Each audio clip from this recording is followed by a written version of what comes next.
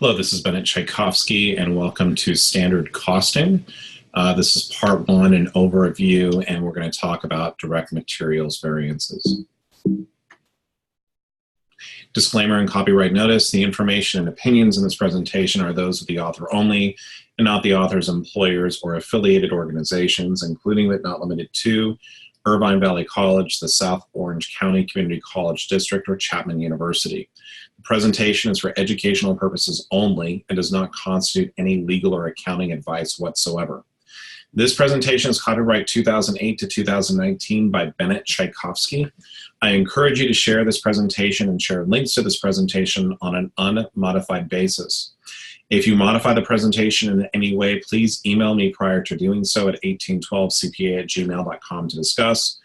Note, the author does not claim any copyright whatsoever in any companies or organizations mentioned in this presentation. Rather, the other parties are the owners of their respective copyrights. So we're talking today about standard costing, and our goal here in managerial accounting is we're not doing things by GAAP or generally accepted accounting principles like financial accounting. Instead, we need to get information as quickly as possible to our managers so that they can make the very best decisions. And in the course of doing that for a manufacturer, when we look at the different components in terms of what goes into our production cost, or direct materials, direct labor, variable overhead, and fixed overhead, one of the things we really need to go through and do is help them if we're spending way too much on materials, labor, or overhead, or if we're perhaps even spending too little. So again, what we're really trying to do here is to help out our manufacturing by alerting management if we see some strange variances. So as we go through and doing this, and it's really what we're comparing is we're comparing what we actually spent versus the standards that we're setting up, or really kind of like our budget. And when we're going through and setting these standards, what's very important is that it's really about when we are producing a unit of product. When we're producing a unit of product, how much labor is it going to take? How much is it going to take in direct materials? And then what is it going to come through in overhead costs? So what we're really trying to do is we're trying to establish standards, right? How much is it going to be taking us to create one unit of product? Now, one thing to really remind ourselves of is that we're not engineers, right? We don't know everything, but one of the great things about accounting as a career is that when you are in business and when you're going through and you're working as a CPA, you need to go through and learn about how does manufacturing work for this particular industry, because if you don't understand how it works, you're not going to be able to do the accounting effectively. So what's really important to remember is we're not experts, we're not engineers, we're not biologists, we're accountants. Right. So what's important to do is that we need to be talking with those individuals involved with the production process so we can kind of learn more about it and really try to figure out, well, how much is it actually costing us to make something? And just to share with you, if you're going out to a client, you want to make sure that you've done your homework. There's something called the internet, and on the internet we can learn a lot about different things. So we want to go onto the internet and we want to be asking questions, and we want to come armed with as much knowledge as possible so that when we are in fact talking with an expert on production or our production supervisors, that we can have an intelligent conversation. It's going to be much more easy to have that conversation if you have some type of background in terms of interacting with somebody else. And this is really why in all of my accounting classes, when I'm giving people, different students, different career advice, is that before you work for an accounting firm, one of the things that most employers will really go through and look for is, what are your people skills? Why are people skills or soft skills, why are those so important? And it's really because as an accountant, you're going to be dealing with a variety of different individuals.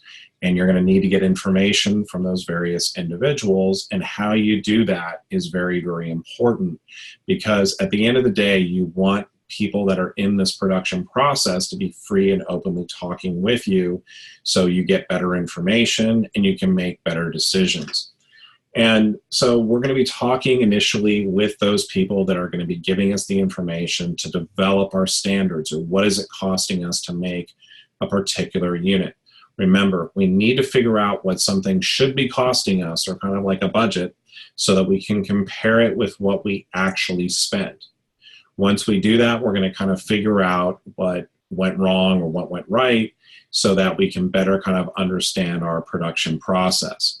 If something in, say, if we're doing production, if we're spending way too many hours in terms of labor than we really should have thought and spent, it's a very important process for us to go through and do, because if we have a fixed price contract with a third party, and if all of a sudden the labor costs get way out of control, we're not going to be able to recoup those costs because we're selling our items for a certain amount. So the other part of this too is that I'm really encouraging you that don't just take the experts, essentially what they're stating, just as gospel. And the reason is that what you have to really make sure of is what they're telling you, does it actually make sense? You want to kind of be careful, because sometimes these supervisors may be financially motivated to inflate the rates in order to come in under budget, to basically look better for management. So not only do you want to talk with the supervisors or those that are going through the production, you also want to go out and look at the internet. You want to go do some research. You want to go talk to other people. Obviously not, disclosing confidential information, but you need to make sure that what somebody is telling you is real. That's very, very important to do. One of the things I always advise my students on in terms of when they're going through and transferring is that a career center will tell you anything. They'll say, oh yeah, everything's great, everything's fine. But the reality is when you're looking for a job, what you really kind of need to do is to find those students who have actually been to that school and have been placed, because that's really the true data. Okay. So in terms of standard costing, we're trying to go through and come up with a standard. So we're going to be looking at 4 different areas, and these will be on different slides. The first one is really going to be for direct materials. We're basically taking the standard quantity. What we're asking ourselves is, when it comes to standards, is we look at 1 unit of product. How much in terms of units, or how much in terms of materials, can it be to produce 1 unit of product? It might be a certain amount of yards of fabric. It could be board feet of wood. It can be anything. Okay, and so we're going to be multiplying that by the standard price or the cost to acquire each one of those certain materials. The next one we'll be looking at is direct labor. For the standards of direct labor, again, we're looking at how much is it taking us to create 1 unit of product, and what a number of hours does it take, and then what is that standard rate per hour? Like, how much is it going to cost us per hour to pay the person to actually do the manufacturing? Similar with variable and fixed overhead. With variable overhead, we're going to be looking at the standard variable overhead cost to produce 1 unit, and then it's going to be times that overhead rate per unit. Similarly, with fixed overhead, we're going to be looking at the standard fixed overhead cost to produce 1 unit of product times the standard fixed overhead rate per unit. Okay, so with direct materials, we're first going to go through and determine the overall variance first.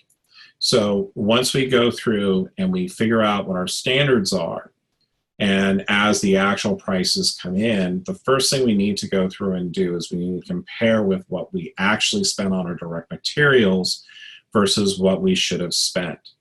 And then we're going to be looking at, in terms of this variance is going to be favorable or unfavorable. A lot of times when I talk to students about this, and when they're kind of going through and trying to figure this out, one of the things that really kind of helps them is, the way I kind of like to look at it is like, well, you had a budget, say, of $500,000. You spent $450,000 actually on materials. So that $50,000 delta is good, because I budgeted to make the certain number of units of product of $500,000, but it only cost me $450,000. Okay, what can cause direct materials variances? And this is something that, again, once you compute the variance and when you're going to see it's favorable or unfavorable, then we have to kind of ask ourselves the question, what was the cause of this? Were there higher or lower prices for the materials, because that's going to be affecting that standard price? Did we purchase, were the materials poor? Were they not really good for our manufacturing, right? However, also too, did we get better quality materials? And was that, causing less waste? And then lastly, we might have production innovations, meaning that our production process got better, we became more efficient. Or do we have production challenges, meaning that, well, we destroyed a bunch of materials because of some item? What's very important is that not only do you want to go through and compute these variances, but then you want to ask yourself the cause of why do we have these variances to begin with, because we want to always be improving our production process. So let's look at an example. So we've got J.L. Lorry, Inc. manufactures crew boats used by universities. To manufacture a boat, JLI has set standards of 100 board feet of wood, and the standard cost per board foot is $8.85. So these are our standards. So to make 1 unit, okay, for these crew boats, it's going to take 100 board feet of wood at a standard cost per board foot of $8.85. During the month of January, to make 400 boats, JLI used 39,000 board feet of wood at a cost of $380,250. Required, determine the overall direct materials variance and indicate whether it is favorable or unfavorable. So when we're doing the overall variance, which I really strongly recommend that you do first, we first need to figure out what did we actually spend on the materials versus what should we have spent.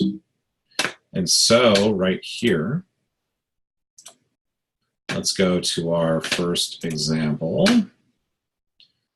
Okay, so, and we'll start fresh from scratch with this so we can all see how we're doing the computations, because that's what's more fun. Okay. So let's make this a little bit bigger so all of you at home that are putting me on a certain amount of speed can follow along. Okay, so here we go. So the first thing we want to figure out is how much did we actually go through and spend on these, what did we actually go through and spend on terms of making these crew boats. So the total cost in terms of what we spent was $380,000. Good job, Tchaikovsky. $380,250. That is the total amount that we actually spent. And to spend that, we used 39,000 board feet of wood. So we used 39,000 board feet of wood at a total cost of $380,000. So the question I'm going to ask myself is, well, what did I actually spend per board foot to make this wood? So the amount that I actually spent will be the total amount times the amount of board feet that I used, or about $9.75 per board foot. So what I'm going to do right here is I'm just going to show you how we got to the price, which is going to be $382.50 divided by 39,000 gives me $9.75. So this is what we actually spent. So it tells me that to make these 400 boats, I used 39,000 board feet of wood at a total cost of $380,250. Now, when it comes to what we should have spent, right, meaning that how much board feet should we have used to make 400 boats, what we need to go through and do is to say, well, if I'm making 400 boats, this would cost me, or this would take 100 board feet of wood per boat. So what this is going to take me in terms of the amount of board feet I should have used is going to be 400 units or 400 boats times 100 board feet of wood per boat. So my total amount of board feet I should have used to make 400 crew boats for J.L. Lorry, Inc., right, is going to be 40,000. Now, the other thing I've done here too is I've said, what is my standard price per board feet? So this is 39,000 board feet. This is my actual price per board foot, which is giving me my total amount of money that I spent. Here, it should have taken me my standards to make 400 boats. I should have basically used 100 board feet of wood. So as I look at this here, I've got 40,000 board feet. And my standard price, meaning what I should have been paying per board foot, is $8.85. Where did I get the standard from? It was given to me.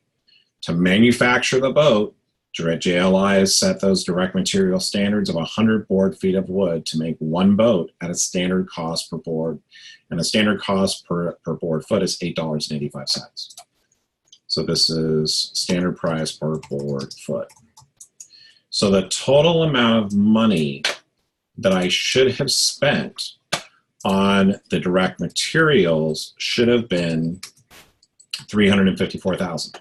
Okay, so as I look at this here, I actually spent $380,000. I should have spent $354,000. Is that good or bad? Well, in this case right here, when I take the actual quantity, the actual quantity times the actual price, meaning what we actually spent, less the $354,000, which is what I should have spent, this value right here is going to be $26,250. This is not good. I should have only spent $354,000 to make the 400 boats, but I ended up spending $380,000. So we're going to be calling this unfavorable. So my total unfavorable direct materials variance. Now what's really important with these questions is the first thing you want to do is you want to figure out what is my total variance and is it favorable or unfavorable, okay? So that's our first step. So we know it's unfavorable, but as I go back here and I look at, what we're going through and doing, so we've done the overall variance. I've come this out, we figured out what that is, but now I want to isolate it. What's causing this variance? And the way we're going to do this, the way we're going to figure out what's causing the variance is it's really there's going to be a difference between the actual and the standard quantity. There's going to be a difference between the actual and the standard price. So what I'm going to do is I'm going to isolate this total variance into two separate variances. One will be the price variance. The other will be the quantity variance. The way I'm going to go through and do this is, if you see here, I'm going to drop this in the middle. I'm going to put actual quantity times that standard price. And then what I'm going to do is I'm going to compare these two values here. I'm going to take the actual quantity times the actual price, compare it with the actual quantity times the standard price. Because I am leaving the actual quantity constant, I am isolating the pricing variance. Or the price variance. So right here, this is going to tell me of my total overall variance, how much of it was due to price. At the same time, I'm going to be taking over here the actual quantity times the standard price and compare that to the standard quantity times the standard price. What this is going to tell me is, well, I'm leaving the pricing constant. So in terms of the quantity of materials that I used, I'm going to be able to focus on that and say that this was in fact my quantity variance. And the sum of these two right here will be giving me my total variance. So again, we're taking the first thing we do when we get this problem, we're coming up with our total variance, right? We're going to be taking this approach with everything. Then what I need to go through and do is I need to say to myself, okay, how much of this is related to the pricing? So the way I'm going to figure that out is I'm going to leave the actual quantity constant, And then I'm going to basically take the actual and standard pricing here, and that's going to isolate that price variance. The way I know if I've done this correctly is when I add up the values between the price and the quantity variance. That should equal my total variance. So this is why it's important that we go through first and we're computing that overall variance. So going back to our question over here, we know that we have a total unfavorable direct materials variance.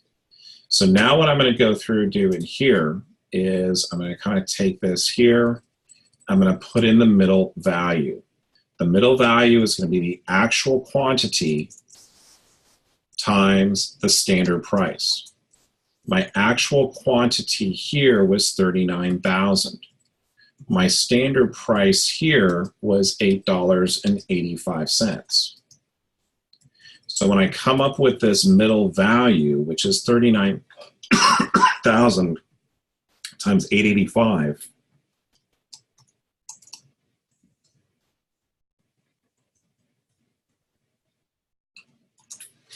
this is going to be giving me 345,150. So now what I'm in a position to do is I'm going to go through and I'm going to compare what these are here in order for myself to get what is going to be the price variance,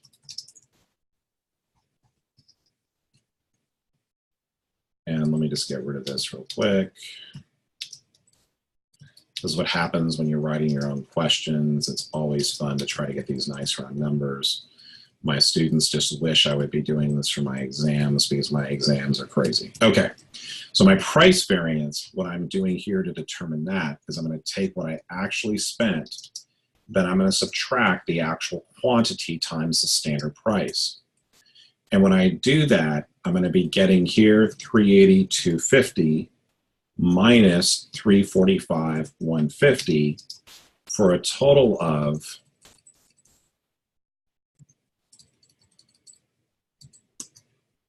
a $35,100 pricing variance.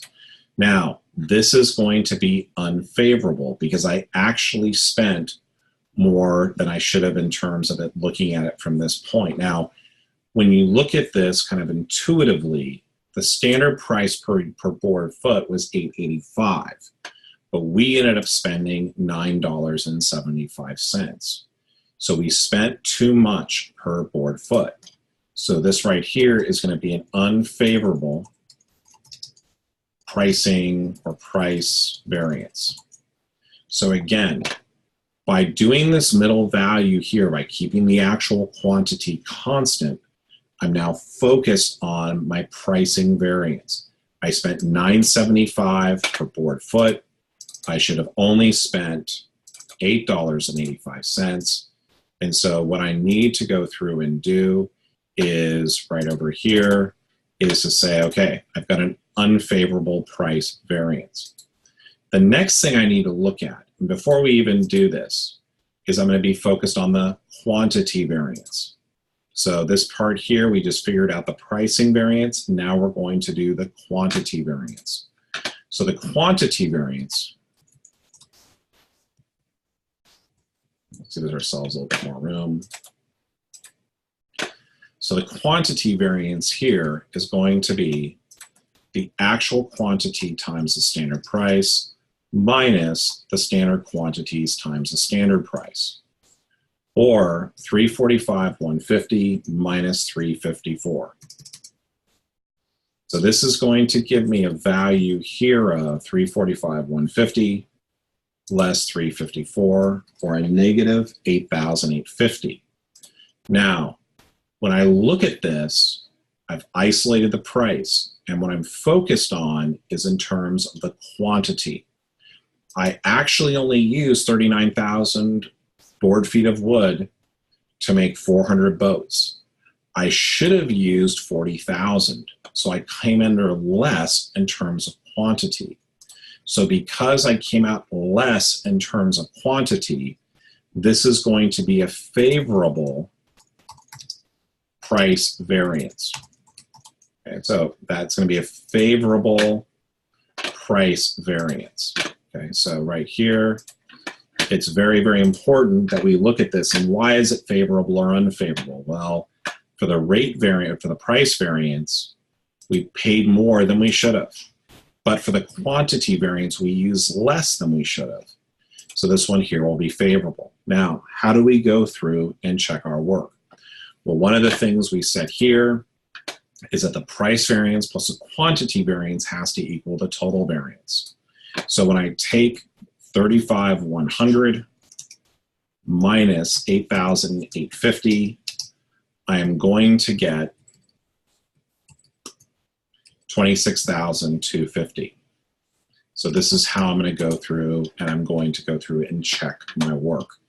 So again, when you approach these problems, the best thing to do is to first go through and you compute the overall variance. Then what you do is you isolate that variance into those two different component parts. So another part over here, so again, we've kind of gone through and isolated those different parts here. And what's causing these variances? Well, going back over here, and for an exam in terms of accounting, we really wouldn't know, but why did our prices go up?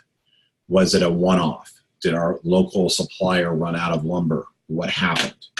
Right? Why did we use less? Well, did we over budget in terms of our standards? Did we use better quality materials in terms of the wood?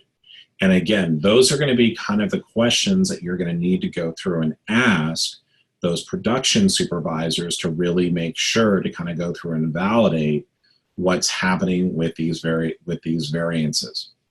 Remember, you're not the expert. The person who is going through and is doing that production is, and that's who we really want to be hearing that from. It's our job to take that information and to give it to managers so we can say, hey, wait a second, why are we spending $9.75 per square foot? Do we not, was this a rush order? Are we able to charge that back to the client? Right? Why are we going through here and using less? Is 100 board feet per square foot, is that the right standard? Or is our production department going through and overanalyzing? So I want to thank you for joining me here today, and I will see you on the next video for standard costing involving direct labor variances. Have a great one.